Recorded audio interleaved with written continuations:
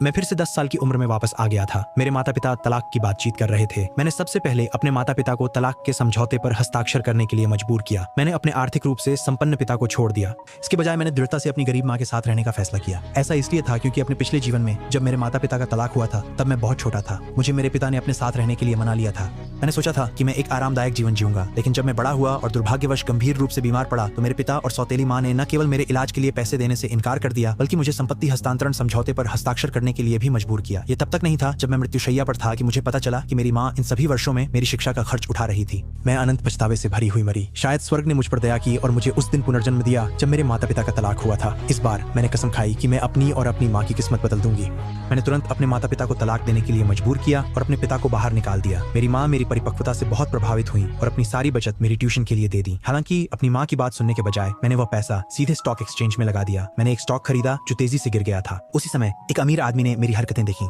उसने जल्दी से मुझे शांत होने की सलाह दी और कहा कि इस स्टॉक के उबरने की कोई संभावना नहीं है। उसने मुझे तुरंत इसे बेचने और स्कूल वापस जाने के लिए कहा, लेकिन मैंने मौके का फायदा उठाया और उससे एक शर्त लगाई। मैंने कहा कि अगर स्टॉक बाद में बढ़ता है तो उसे मेरी माँ के साथ डेट पर जाना होगा, क्योंकि मुझे अपनी किस्मत बदलने की योजना के लिए एक सुंदर और अमीर सौतेले पिता की जरूरत थी। अमीर आदमी ने आत्मविश्वास से स्वीकार